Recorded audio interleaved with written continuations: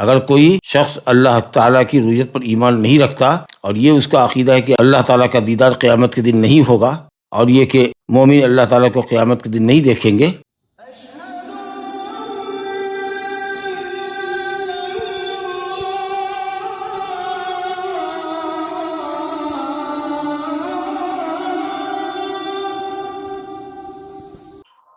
بسم اللہ الحمد للہ والصلاة والسلام علی رسول اللہ وعلى آلہ واصحابہ ومن اہتدى بہداه اما بعد فصل وقد دخل ايضا فيما ذكرناه من الايمان به وبكتبه وبملائكته وبرسله الايمان بان المؤمنين يرونه يوم القيامة عيانا بابصارهم كما يرون الشمس صحوا ليس بها سحاب وكما يرون القمر ليلة البدر لا يضامون في رؤيته يرونه سبحانه وهم في عرصات القيامة ثم يرونه بعد دخول الجنة كما يشاء الله تعالى۔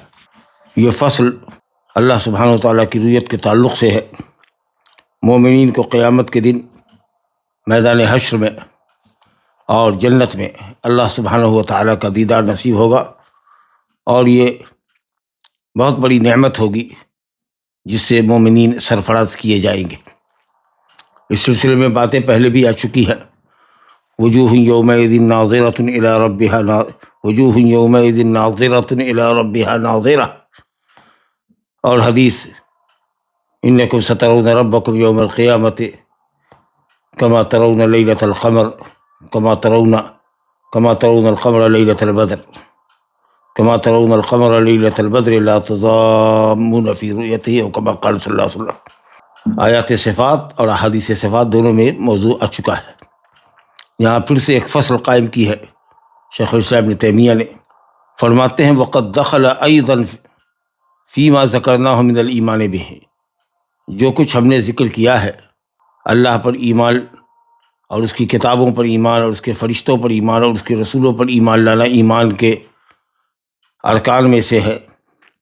اس کے اندر ایمان باللہ، ایمان بالکتب، ایمان بالملائکہ، ایمان بالرسول کے اندر یہ بات بھی داخل ہے کہ آدمی ایمان اس بات پر رکھے کہ مومنین کو اللہ سبحانہ وتعالیٰ کا دیدار قیامت کے دن نصیب ہوگا۔ بِأَنَّ الْمُؤْمِنِينَ يَرَوْنَهُ يَوْمَ الْقِيَامَةِ عِيَانًا بِأَبْصَارِهِمْ، مومنین اللہ تعالیٰ کو قیامت کے دیکھیں گے عیاناً، آنکھوں سے، کلم کھلا، معاینتاً، بِأَبْصَارِهِمْ، اپنی نگاہوں سے، اپنی بصارتوں سے۔ اللہ ان کی بصارتوں میں، اللہ ان کی نظروں میں وہ توانائی عطا فرمائے گا کہ جس کی وجہ سے وہ اللہ تعالیٰ کو کلم کھلا اپنی آنکھوں سے حقیقی طور پر دیکھیں گے۔ قیامت کے دن رؤیت باری سبحانہ و تعالیٰ پر ایمان لانا ایسے ہی ضروری ہے، یا یہ کہہ لیجئے کہ ایمان باللہ اور ایمان بالکتب، ایمان بالملائکہ، ایمان بالرسول کے لوازم میں سے ہے، ضروری تقاضوں میں سے۔ اگر کوئی شخص اللہ تعالیٰ کی رؤیت پر ایمان نہیں رکھتا اور یہ اس کا عقیدہ ہے کہ اللہ تعالیٰ کا دیدار قیامت کے دن نہیں ہوگا اور یہ کہ مومن اللہ تعالیٰ کو قیامت کے دن نہیں دیکھیں گے، تو وہ کافر ہے، کیونکہ اللہ سبحانہ تعالیٰ نے خود اس بات کی خبر دی ہے۔ وجوہ یومئذ ناظرۃ الی ربها ناظرہ، کچھ چہرے یعنی مومنین کے چہرے، اہل جنت کے چہرے تر و تازہ ہوں گے جو اپنے رب کو دیکھ رہے ہوں گے، اللہ تعالیٰ نے بتایا۔ تو اگر آپ اس بات کو جھٹلاتے ہیں تو گویا کہ اللہ تعالیٰ کو جھٹلاتے ہیں اس کے کلام میں، تو یہ ایمان باللہ نہیں ہوا۔ اسی طریقہ سے کتب سماویہ کے اندر اللہ تعالیٰ کی رؤیت کا ذکر ہے، اگر اس پر آپ ایمان نہیں لاتے تو اللہ کی کتابوں کی تکذیب لازم آتی ہے، اور یہ باتیں فرشتوں کے ذریعے، وحی کے ذریعے رسولوں پر آئی ہے، تو آپ گویا کہ وحی الہی کو جھٹلاتے ہیں، اور رسولوں نے جو خبر دی ہے کہ مومنین کو اللہ کا دیدار نصیب ہوگا یا اللہ تعالیٰ کی رؤیت قیامت کے دن ہوگی، آپ اس سب کی تکذیب کر رہے ہیں۔ اسی لیے ایمان باللہ، ایمان بالکتب، ایمان بالملائکہ، ایمان بالرسول کے تقاضوں میں، لازمی تقاضوں میں ایک تقاضا یہ بھی ہے کہ ہم اس بات پر ایمان رکھیں، یقین کامل رکھیں کہ مومنین اللہ سبحانہ و تعالیٰ کو قیامت کے دن دیکھیں گے۔ اور جو اس بات پر ایمان نہیں رکھتا کہ اللہ تعالیٰ کی رؤیت قیامت کے دن ہوگی، اس نے گویا کتاب و سنت کی دلیلوں کو رد کر دیا اور سلف امت، ائمہ امت کے اجماع کی خلاف ورزی کی، اور اللہ پر، اس کے فرشتوں پر، اس کی کتابوں پر، اس کے رسولوں پر وہ ایمان لانے والا بندہ نہیں ہے۔ چنانچہ امام احمد رحمۃ اللہ علیہ کا قول پہلے بھی نقل کیا گیا تھا کہ من لم یقل بالرؤیا فہو جہمی، اگر کوئی شخص اللہ کی رؤیت کا قائل نہیں ہے تو وہ جہمی ہے۔ جہمیہ معتزلہ اللہ تعالیٰ کی رؤیت کے قائل نہیں ہے، اور انشاءاللہ وہ رؤیت باری تعالیٰ سے محروم ہوں گے۔ اور جو اہل سنت قائل ہے، اہل سنت جو اس بات کا عقیدہ رکھتے ہیں، انشاءاللہ اللہ سبحانہ تعالیٰ کا دیدار انہیں نصیب ہوگا۔ جعلنی اللہ وإیاکم من اہل سنہ۔ امام ابو داؤد رحمۃ اللہ علیہ نے فرمایا کہ میں نے امام احمد کو یہ فرماتے ہوئے سنا کہ جو یہ کہتا ہے کہ اللہ تعالیٰ کا دیدار آخرت میں نہیں ہوگا وہ کافر ہے۔ جو یہ سمجھتا ہے، جو یہ یقین کرتا ہے کہ اللہ تعالیٰ کا دیدار آخرت میں نہیں ہوگا، اس نے اللہ کا انکار کیا اور قرآن کی تکذیب کی، اور اللہ تعالیٰ کے امر کو، اللہ تعالیٰ کے حکم کو، اللہ تعالیٰ کی بات کو اس نے رد کر دیا۔ واجب ہے کہ ایسا شخص توبہ کرایا جائے، اس شخص سے توبہ کا مطالبہ کیا جائے، اور اگر وہ توبہ نہیں کرتا ہے تو اسلامی عدالت اس کو قتل کر دے گی۔ اللہ اکبر۔ ابن خزیمہ رحمہ اللہ کا قول ہے کہ مومنین اپنے رب کو، اپنے خالق تعالیٰ کو قیامت کے دن دیکھیں گے، اور جو اس بات کا انکاری ہے وہ مومنین کے نزدیک، اہل سنت والجماعت کے نزدیک مومن نہیں ہے۔ کتاب و سنت، کتاب اللہ اور سنت رسول اللہ متواتراً اور اجماع صحابہ اس بات پر موجود ہے کہ اللہ تعالیٰ کی رؤیت قیامت کے دن آنکھوں سے ہوگی، کھلم کھلا ہوگی، جیسے کہ 14ویں رات کے چاند کو، بدر منیر کو 14ویں کی رات کا چاند جب مکمل ہوتا ہے تو لوگ اس کو کھلی آنکھوں سے دیکھتے ہیں، اور جس طریقے سے سورج کو صاف آسمان میں دیکھا جاتا ہے جبکہ کوئی بدلی حائل نہ ہو۔ اور یہ کہ مومنین اللہ کو دیکھیں گے تو اس وقت بھی اللہ تعالیٰ کے لیے علو ہوگا۔ اللہ تعالیٰ کے لیے علو اس کی صفت لازمہ۔ مومنین اللہ تعالیٰ کو قیامت کے دن دیکھیں گے، یوم القیامہ۔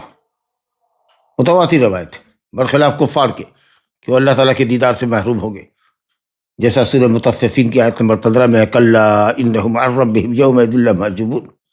خبردار، مشرکین قیامت کے دن، یومئذ، اس دن، یومئذ اے یوم القیامہ، عن ربہم اے عن رؤیت ربہم، لمحجوبون، پردے میں کر دیے گئے ہوں گے، ان کے رب تعالیٰ کے درمیان پردہ حائل کر دیا گیا ہوگا۔ اس کا مطلب یہ ہے کہ ناراضگی کی وجہ سے، اگر وہ اللہ تعالیٰ کی ناراضگی کی وجہ سے وہ رؤیت الہی سے مشرکین محروم ہوں گے، تو اللہ تعالیٰ جو اپنے مومنین، متقین، اولیاء بندوں سے راضی ہے، ان کو دیدار ہوگا۔ بہت اچھی بات ہے، کیونکہ خود اس حقیقت کے اوپر نص سری ناطق ہے۔ یہ تو مفہوم ہے یہاں کہ جب مشرکین پردے میں ہوں گے تو مومنین کو دیدار ہوگا، اور ایک دم نص سری، منطوق، مفہوم نہیں، منطوق، صراحت دلیل ہے۔ وجوہ یومئذ ناظرۃ الی ربہا ناظرہ، سورۃ قیامت کی آیت ہے کہ اس دن کچھ چہرے یعنی مومنین کے چہرے، نہ کہ مومنین خلص، خالص مومنین کو ہوگا، بڑے پائے کے مومنین کو ہوگا، جیسا کہ بعض عقلانیوں کا خیال ہے، اور عام مومنین جو جنت میں ہوں گے ان کو رؤیت باری نہیں ہوگا۔ بالکل نہیں، وجوہ سے مراد مومنین کے چہرے، اہل جنت کے چہرے تار و تازہ ہوں گے، اور اپنے رب تعالیٰ کو ناظرہ دیکھ رہے ہوں گے۔ نظرہ کا صلہ جب الی آتا ہے تو رؤیت عینی مراد ہوتی ہے۔ اور اس سلسلے میں احادیث متواترہ بھی ہے کہ قیامت کے میدان میں اور جنت کے باغات میں مومنین اللہ تعالیٰ کو اپنی آنکھوں سے دیکھیں گے۔ یوم القیامہ، یہ جو قید لگائی گئی کا مطلب یہ ہے کہ کوئی شخص دنیا میں رب تعالیٰ کو اپنی سر کی آنکھوں سے نہیں دیکھ سکتا، جیسا کہ بعض صوفیہ کہتے کہ وہ رب تعالیٰ کو دیکھتے، یہ باطل ہے ادلہ صحیحہ کی روشنی میں۔ صحیح مسلم میں روایت ہے، حضرت ابو ذر غفاری رضی اللہ عنہ سے کہتے ہیں کہ میں نے نبی صلی اللہ علیہ وسلم سے پوچھا، یا انہوں نے نبی صلی اللہ علیہ وسلم سے پوچھا کہ حل رأى ربہ، آپ نے اپنے رب کو دیکھا لیلۃ المعراج میں؟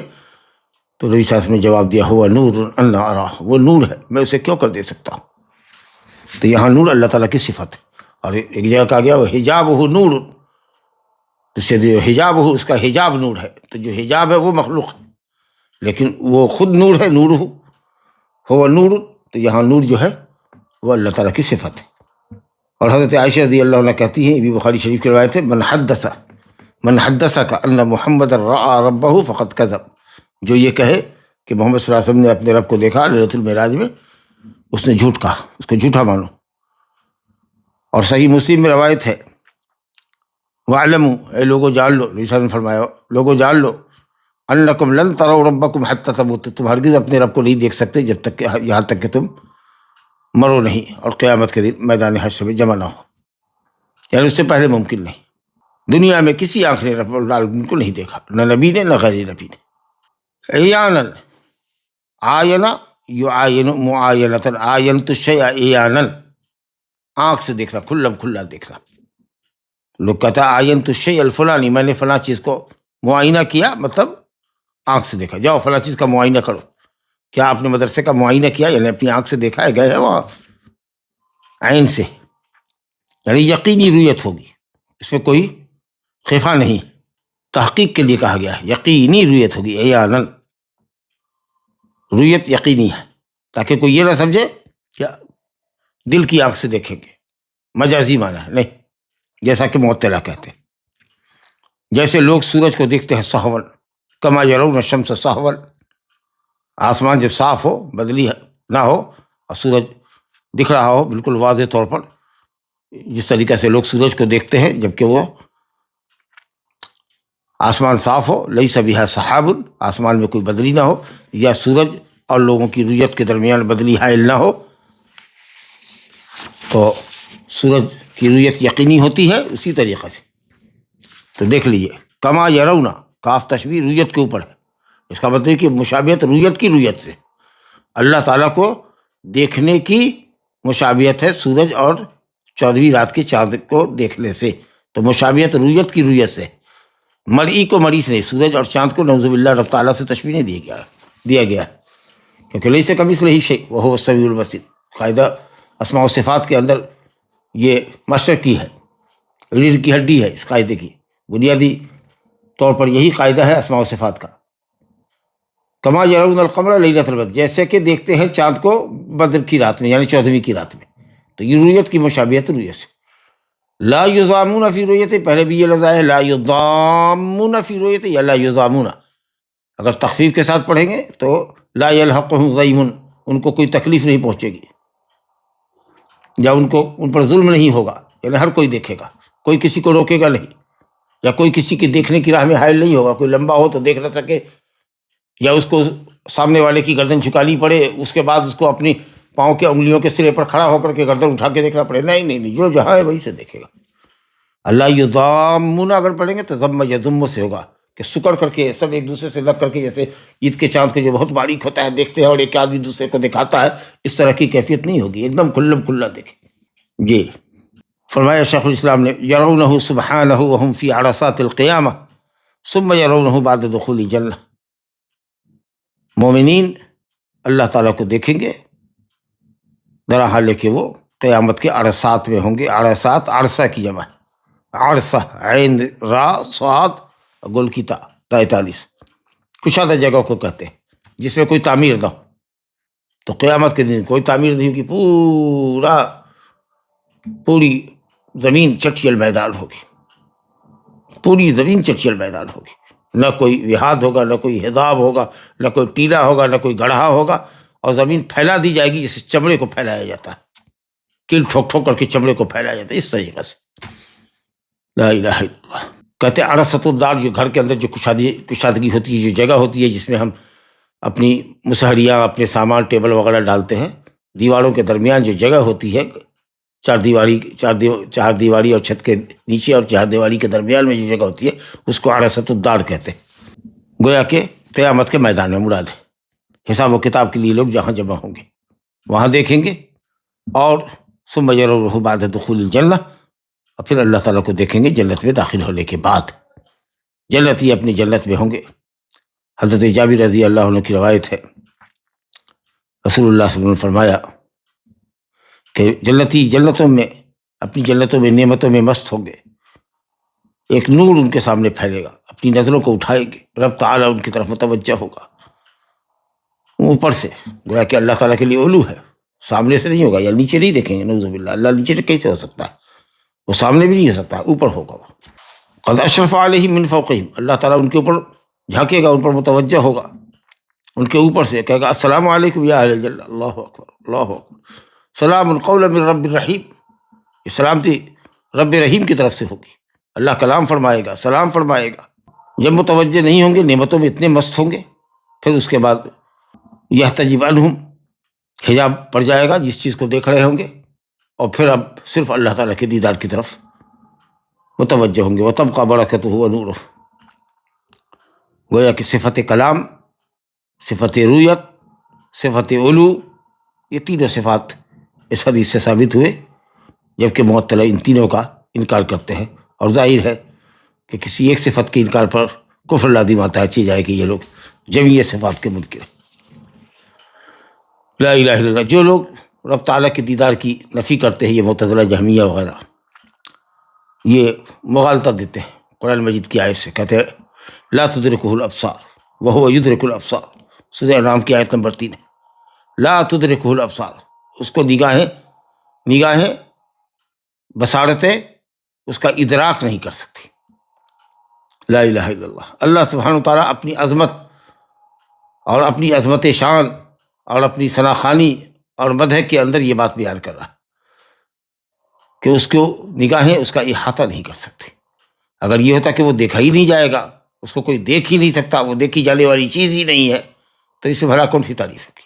مراد ہے احاطہ اور ادراک نہیں ہوگا۔ جمیع جہات سے آدمی اللہ تعالیٰ کو نہیں دیکھ سکے گا۔ آنکھ، بہرحال آنکھ ہے ہماری، محدود بصارت ہے اس کی، محدود اس کا دائرہ ہے جس کو یہ دیکھ سکتی ہے، چاہے جتنی اس میں طاقت دے دی جائے، لیکن اللہ رب العالمین اپنی تمام مخلوقات سے بڑا ہے، تو چھوٹی آنکھ سے بڑی چیز کیسے دیکھی جائے گی؟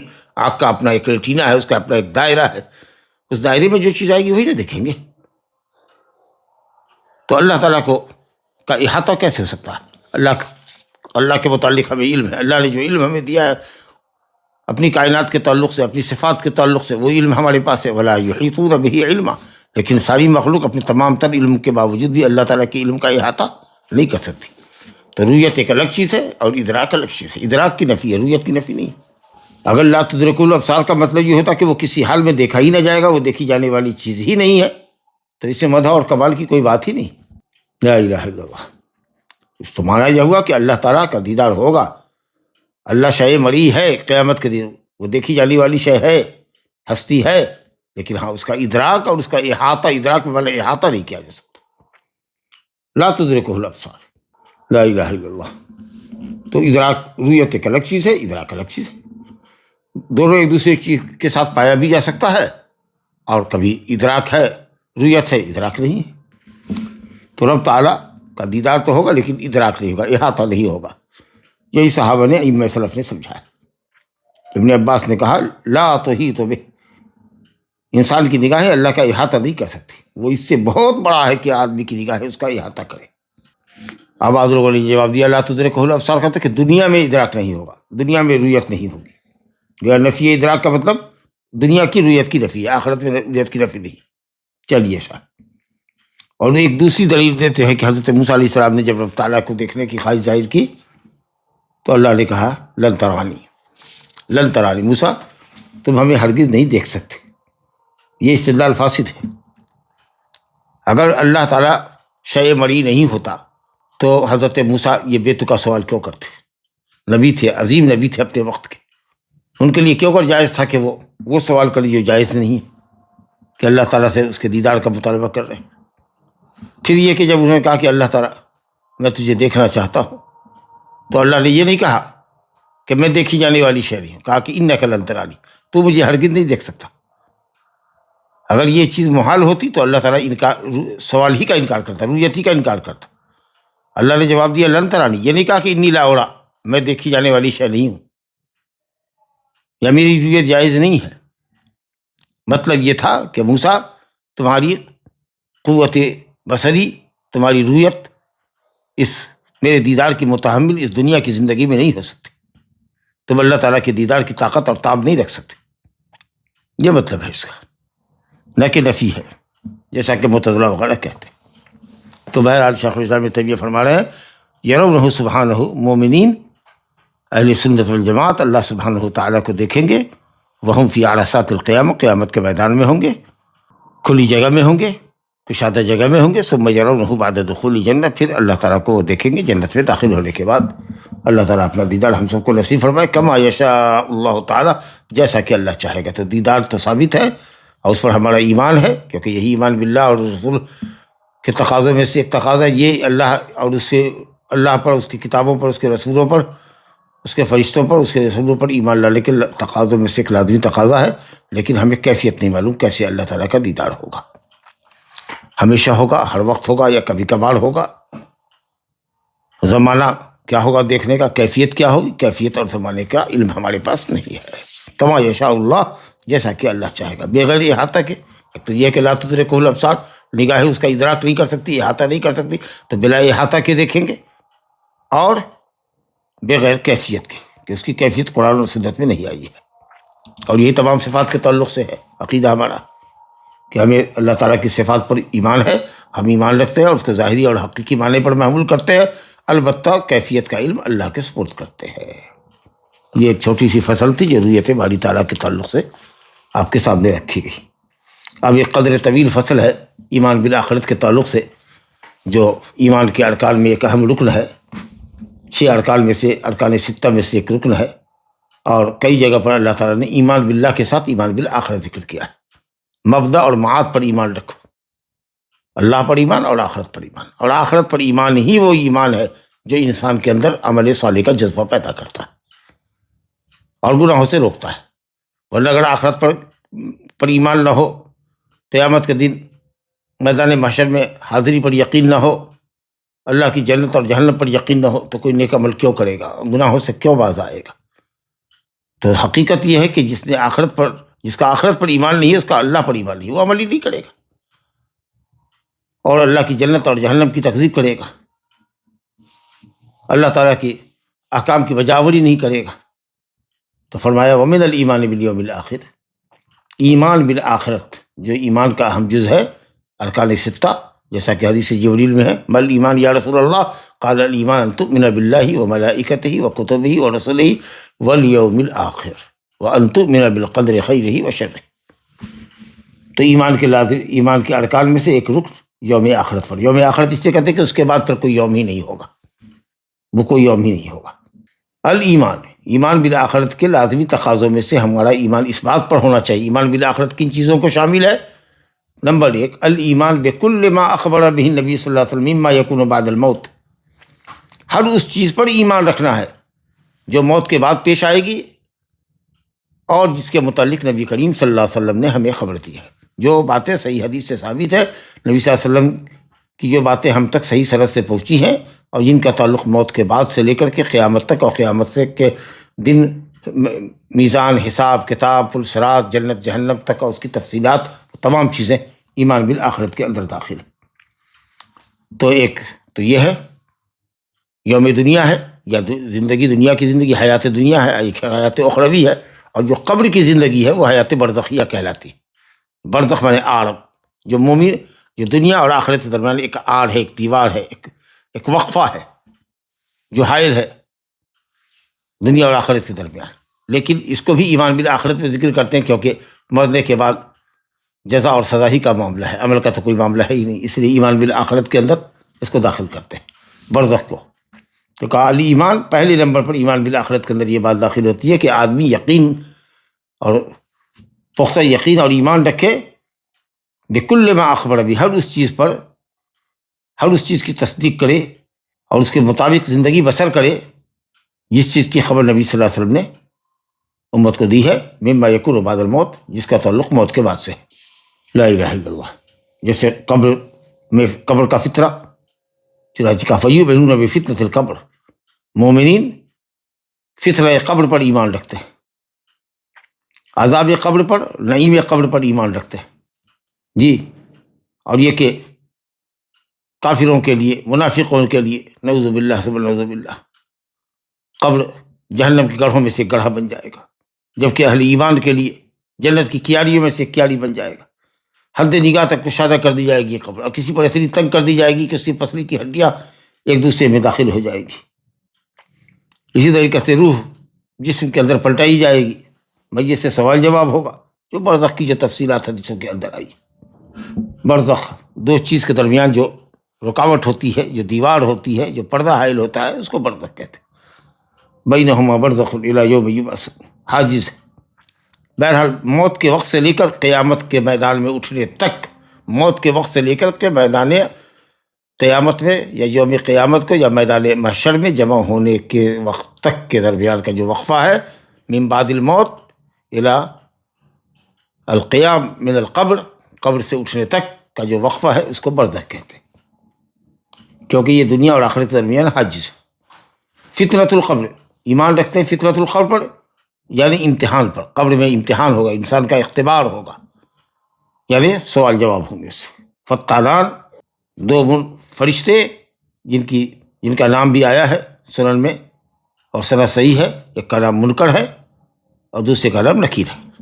ایسے فرشتے جن کو کبھی کسی نے، جن کے نام کو جانا نہ ہوگا، جن کی صورت کبھی پہچانی نہ ہوگی، یہ قبر میں وارد ہوں گے اور سوال کریں گے۔ تو منکر اور نکیر کا جو سوال ہے یہی فتنۃ قبر ہے، فتنۃ القبر، قبر کا فتنہ۔ فتنہ مانے آزمائش، ابتلا، آزمائش، اختبار، امتحان، ٹیسٹ۔ اس پر ایمان رکھنا ضروری ہے، کیونکہ نبی صلی اللہ علیہ وسلم سے متعدد حدیثوں میں ثابت ہے جو حد تواتر تک کو پہنچی ہوئی ہے۔ اور اسی طریقے سے عذاب قبر اور نعیم قبر کے تعلق سے بھی حدیثیں بکثرت آئی ہے، اس پر اعتقاد رکھنا ہے۔ کیفیت کے متعلق کوئی بات نہیں، کیونکہ عقل کی رسائی کیفیت تک ہے ہی نہیں، کیونکہ وہ اس دنیا کی چیز نہیں ہے، غیبی امر ہے، اس کو دنیا کے معاملے پر قیاس نہیں کر سکتے کہ 3 فٹ کی قبر چوڑی کھودی تھی تو حد نگاہ تک کہاں سے لمبی ہو جائے گی، اور جنت کا بستر قبر میں کیسے اتر جائے گا، اور درندوں نے اگر کھا لیا ہوگا اور پانی میں وہ ڈوب گیا ہوگا اور مچھلی نے نگل لیا ہوگا اور کسی کو جلا کر کے راکھ بنا کر کے اڑا دیا گیا ہوگا تو کیسے اس سے حساب کتاب ہوگا؟ یہ کیسے کیسے کیسے کا سوال مت کیجیے۔ ان اللہ علی کل شیء قدیر، یہ امر غیبی ہے۔ اگر وہ سب کیفیت آپ کو پتہ ہو تو پھر یہ امر غیبی کہاں رہ جائے گی، امر مشاہد ہو جائے گا۔ یہی ہے سلف صالحین کا منہج، جس سے انحراف کرنے کے نتیجے میں اور عقل کو گھسانے کے نتیجے میں خوارج، معتزلہ اور بعض مرجئہ گمراہ ہو گئے۔ حدیث متواتر ہے عذاب قبر کے سلسلے میں، حضرت عائشہ رضی اللہ عنہ کی روایت صحیحین میں ہے، انہوں نے کہا کہ نبی صلی اللہ علیہ وسلم سے میں نے پوچھا عذاب قبر کے بارے میں حق ہو، کہ اللہ کے نبی عذاب قبر حق ہے؟ قال نعم عذاب القبر حق، نعوذ باللہ من عذاب القبر۔ صحیح مسلم میں ابن عباس رضی اللہ عنہ سے روایت ہے کہ نبی صلی اللہ علیہ وسلم صحابہ کرام کو عذاب قبر سے پناہ کی دعا سکھاتے تھے، جیسے کہ ان کو اہتمام کے ساتھ قرآن کی کوئی سورت سکھاتے تھے۔ اللہم انی اعوذ بک من عذاب جہنم وعذاب القبر واعوذ بک من فتنة المحیا والممات واعوذ بک من فتنة المسیح الدجال، جو ہم لوگ تشہد اخیرہ میں پڑھتے ہیں، تشہد اخیر میں پڑھتے ہیں، قاعدہ اخیرہ میں۔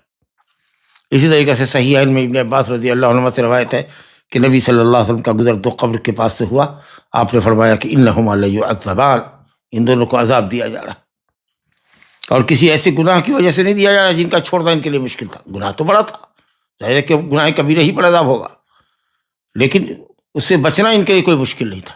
ایک چغل خور تھا اور دوسرا پیشاب کی چھینٹے سے نہیں بچتا تھا۔ تو عذاب قبر حق ہے، اس کا انکار کرنے والا ضال مضل ہے، والعیاذ باللہ۔ اور صحیح ہے کہ عذاب قبر بدن پر بھی ہوگا اور روح پر بھی ہوگا۔ اصل تو روح پر ہوگا، نعمت اصل میں روح کو ملے گی جنت میں، لیکن اس کے جسم کو بھی آرام ملے گا، اور جو عذاب کا مستحق ہوگا اس کے جسم کو بھی عذاب ملے گا۔ تو شیخ الاسلام ابن تیمیہ رحمۃ اللہ علیہ نے فرمایا ہے مجموع فتاویٰ کے اندر کہ العذاب والنعیم علی النفس والبدن جمیعا باتفاق اہل سنت والجماعت، اہل سنت والجماعت کا اتفاق ہے کہ عذاب یا نعمت نفس کے اوپر بھی ہوگا، یعنی روح پر بھی ہوگا اور بدن پر بھی ہوگا۔ فرماتے ہیں شیخ الاسلام رحمہ اللہ تبارک و تعالی، ان الناس یفتنون فی قبورہم، یعنی ان کی طرف ان کی روح پلٹا دی جائے گی، جیسا کہ حدیث بڑا میں ہے کہ روح پلٹا دی جاتی ہے، لیکن ظاہر ہے کہ وہ پلٹانا ویسا نہیں ہوتا جیسا کہ روح کا تعلق ہمارے ساتھ جسم کے ساتھ دنیا میں۔ تو روح کا تعلق جسم سے کئی طرح کا ہوتا ہے، کہ ماں کے پیٹ میں روح کا تعلق انسان سے ہوتا ہے، باہر جب نکلتا ہے آدمی تو اس کی روح کا اس کے جسم سے جو تعلق ہوتا ہے وہ ایک الگ تعلق ہوتا ہے۔ پھر انسان جب سوتا ہے تو اس کی روح کا تعلق اس کے ساتھ الگ ہوتا ہے۔ پھر جب انسان قبر میں جائے گا تو اس کی روح کا تعلق جسم سے الگ ہوگا، ایک الگ تعلق ہے۔ اسی طریقے سے قیامت کے دن جب اٹھے گا تو سب سے زبردست تعلق جسم کا روح سے اس وقت ہوگا۔ تو روح کا تعلق جسم کے ساتھ یہ 5 نوعیتوں کا ہوتا ہے۔ بہرحال فتنہ سے مراد کیا ہے؟ فَأَمَّا الْفِتْنَةُ، کہتے ہیں شیخ الاسلام، فَإِنَّ النَّاسَ يُفْتَنُونَ فِي قُبُورِهِمْ، اپنی قبر میں فتنے سے دوچار کیے جائیں گے، یعنی ان کی روح پلٹائی جائے گی یا ان سے سوال کیا جائے گا، تاکہ قبر میں ان کا امتحان لیا جائے، ان سے پوچھا جائے۔ لا الہ الا اللہ۔ فَيُقَالُ لِلرَّجُلِ، تو کہا جائے گا رجل سے، رجل سے مراد انسان، خواہ مرد ہو یا عورت، سب سے پوچھا جائے گا، مرد عورت سب سے، جن کے بارے میں دلیل ثابت ہے کہ وہ قبر میں سوال جواب سے دوچار ہوں گے۔ فرشتے کہیں گے جس کا نام منکر اور نکیر آپ نے سماعت کیا، حدیث ہے ابن حبان میں، ترمذی میں، امام البانی نے سلسلہ صحیح 1391 میں، حدیث نمبر 1391 میں صحیح کہا ہے اس کو، کہ دو فرشتے آتے ہیں قبر میں، اس کو ایک کو منکر دوسرے کو نکیر کہتے ہیں، تو دونوں کالے ہوتے ہیں، ازرقان اور زرد ہوتے ہیں، آنکھیں بالکل لال پیلی ہوتی ہیں۔ لا الہ الا اللہ، یقال لأحدہما المنکر وللآخر النکیر، منکر مفعل کے وزن پر، نکیر فعیل کے وزن پر، یہ بھی مفعول کے معنی میں، معروف کی ضد۔ ان کو منکر نکیر اس لیے نام دیا گیا کہ کوئی ان کو پہچانتا نہیں ہوگا، اور ایسی صورت انہوں نے کبھی کسی مخلوق کی دنیا میں دیکھی نہیں ہوگی۔ اب یہ دونوں منکر نکیر کیا وہی دو فرشتے ہیں جو کرامن کاتبین ہیں، یا کوئی الگ فرشتے ہیں؟ تفصیل نہیں معلوم، یہ بھی ہو سکتا ہے وہ بھی ہو سکتا ہے۔ بہرحال منکر ہی نکیر ہے۔ کچھ لوگ اپنا دماغ لگاتے ہیں کہ جو منکر اور نکیر ہے وہ عذاب والوں کے لیے ہوں گے، اور بشیر اور مبشر جو ہوگا، بشیر اور مبشر یہ ایمان والوں کے لیے ہوگا، بشارت دینے والا ہوگا۔ لیکن قول اول صحیح کہ منکر نکیر یہی نام ہے اس فرشتے کا جو لوگوں سے سوال جواب کرے گا، چاہے مومن سے کرے کہ کافر سے کرے کہ منافق سے کرے۔ کیا سوال کیا جائے گا؟ سوال بھی آؤٹ ہے، جواب کی تیاری ہمیں کرنی ہے، اللہ توفیق دے۔ کہا جائے گا من ربک، تمہارا رب کون ہے؟ اللہ اکبر۔ وما دینک، تیرا دین کیا ہے؟ کس دین کا پیروکار تھا؟ کس دین کے احکام کی بجا آوری کرتا تھا؟ اللہ کا فرمان مانتا تھا، اللہ سے تقرب چاہتا تھا۔ ومن نبیک، تیرے نبی کون ہے جس کی تو پیروی کیا کرتا تھا؟ شیخین میں صحیحین میں روایت ہے حضرت برا ابن عازب رضی اللہ عنہ سے کہ نبی صلی اللہ علیہ وسلم نے اللہ تعالیٰ کے اس قول میں جو سورہ ابراہیم کی آیت نمبر 27 ہے، یثبت اللہ الذین آمنوا بالقول الثابت فی الحیات الدنیا وفی الآخرہ، اللہ تعالیٰ مومنوں کو دنیا کی زندگی میں اور آخرت میں، دنیا کی زندگی میں اور آخرت میں قول ثابت کے ذریعے ثابت رکھتا ہے، یعنی توحید کے ذریعے دنیا میں بھی ثابت رکھتا ہے۔ دنیا میں کوئی فتنہ اس کو ایمان سے ڈگمگا نہیں سکتا، قبر میں منکر نکیر کی ہولہ کی بھی اس کو صحیح جواب دینے سے روک نہیں سکتی۔ آخرت میں بھی عذاب سخت ہوگا، ہر طرف عذاب الہی کا سما ہوگا، لیکن وہ ہر جگہ مطمئن ہوگا، اور یہ توحید کی برکت ہوگی، توحید کو سمجھنے اور توحید کو برتنے کی برکت ہوگی۔ جعل اللہ وإیاکم اللہم ثبتنا بالقول الثابت فی الحیات الدنیا وفی الآخرہ۔ نبی صاحب نے فرمایا کہ یہ آیت عذاب قبر کے بارے میں اتری ہے۔ مسلم میں ہے کہ فیقال لہ، مردے سے کہا جائے گا، میت سے کہا جائے گا، قبر میں کہا جائے گا من ربک، تو مومن کہے گا ربی اللہ، میرا رب، میرا معبود اللہ ہے، میرا رب وہ ہے، میرا خالق وہ ہے جو اللہ ہے، جو حقیقی معبود تھا، جو حقیقی معبود ہے، جس کے لیے بندگی لائق ہے، وہ نبی محمد، فذالک، یہی وہ معنی ہے، یہی وہ جواب ہے، یہی وہ تثبیت ہے جس کا ذکر اللہ نے قرآن میں فرمایا، یثبت اللہ الذین آمنوا بالقول الثابت۔ اور حدیث صحیحین میں انس بن مالک رضی اللہ عنہ سے ہے کہ بندہ جب قبر میں ڈال دیا جاتا ہے اور اس کے ساتھی لوگ دفنا کے اس کو واپس آتے ہیں تو وہ ان کی جوتے کی چاپ سنتا ہے، کیونکہ روح فوراً لوٹا دی گئی ہوتی ہے۔ دو فرشتے آتے ہیں، اسے بیٹھاتے ہیں، پوچھتے ہیں کہ تم اس شخص کے بارے میں کیا کہتے تھے، یعنی محمد صلی اللہ علیہ وسلم کے بارے میں، تمہارا نبی کون تھا؟ تو جو مومن ہوتا ہے وہ کہتا ہے اشہد انہ عبد اللہ ورسولہ، وہ اللہ کا بندہ اور اس کا رسول محمد صلی اللہ علیہ وسلم تھے۔ کہا جاتا ہے کہ دیکھو اپنے اس ٹھکانے کو، یہ جہنم میں تمہارا ٹھکانہ تھا، لیکن تمہاری ایمان، توحید اور تمہاری عمل صالح کی بجا آوری کی وجہ سے، اسلام پر قائم رہنے کی وجہ سے اللہ نے تمہارا یہ ٹھکانہ بدل دیا، اور اب یہ ٹھکانہ دیا ہے، جنت اس کے سامنے لائی جاتی ہے۔ دونوں ٹھکانے کو وہ دیکھتا ہے اور اللہ کا شکر کرتا ہے، پھر اس کی قبر کشادہ کر دی جاتی ہے۔ اور اسی حدیث میں ہے کہ منافق اور کافر کہتا ہے، جب اس سے پوچھا جاتا ہے کہ تم نبی کے بارے میں کیا کہتے ہو، تو وہ کہتا ہے لا ادری، میں نہیں جانتا، میں نے لوگوں سے کچھ کہتے ہوئے سنا تو میں نے بھی کچھ کہا، لیکن یہ نہیں کہے گا نبی محمد، دینی علیہ السلام، یہ نہیں کہے گا۔ بعض روایت میں کہا کہ ہاں ہاں آہ آہ، جو ہم لوگ کرتے ہیں آہ آہ، اسی کو ہاں ہاں، حسرت اور توجہ کے اظہار کے لیے، اپنے درد اور اپنی حسرت کو اظہار کرنے کے لیے کہے گا ہائے کاش کہ میں جانے ہوتا اور آج صحیح جواب دینے کا اہل ہوتا۔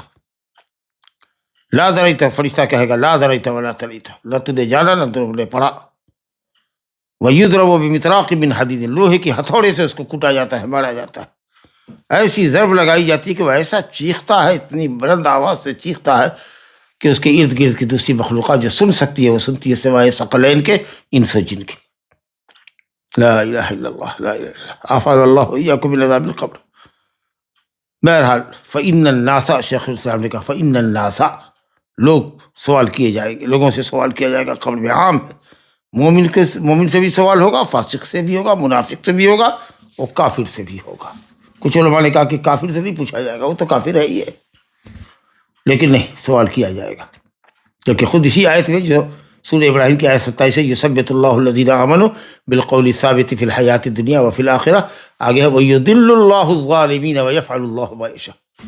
اللہ تعالیٰ ظالموں کو ہدایت نہیں دے گا، اس کو قول ثابت نصیب نہیں ہوگا، وہ صحیح جواب نہیں دے پائے گا۔ اور حدیث بخاری شریف کی اما الکافر والمنافق، وہ کہے گا لا ادری، ہاں لا ادری، ہاں لا ادری، کافر اور منافق کہے گا ہاں لا ادری، میں نہیں جانتا، میں کیا جواب دوں؟ تو اس لیے صحیح قول یہ ہے کہ سوال کافر سے بھی ہوگا، منافق سے بھی ہوگا، مومن سے بھی ہوگا، اور سوال عام ہے اس امت سے بھی اور اگلی امتوں سے بھی، صرف اسی امت کے ساتھ خاص نہیں۔ فی قبورہم یفترون فی قبورہم، اپنی قبر کے اندر، چاہے وہ دفن کیے گئے ہوں یا نہیں کیے گئے، جو قبر میں ہے وہ قبر میں کی، جو سولی پہ لٹکا دیے گئے، جس کو آگ نے جلا دیا، راکھ اڑا دی گئی، جس کو سمندر نے نگل لیا، جس کو خونخوار جانوروں نے لقمہ بنا لیا، اللہ ہر چیز پر قادر ہے اس کے ذرات کو جمع کر لے۔ عذاب کی کیفیت کیا ہوگی ہمیں نہیں معلوم، کیونکہ وہ علم غیب ہے، اس سے اس کا تعلق ہے، وہ عالم غیبی ہے۔ لا الہ الا اللہ۔ تو یہ مسئلہ ہے، فیقال للرجل، اور رجل کا لفظ آیا، اس کا مطلب یہ کہ مکلف سے سوال کیا جائے گا، رجل مرد یا آدمی جو بالغ ہو چکا ہو۔ اسی سے علماء نے استدلال کیا ہے کہ صغیر صبیان، بچے جو بالغ نہیں ہوئے ہیں وہ غیر مکلف ہیں، ان سے سوال جواب نہیں ہوگا۔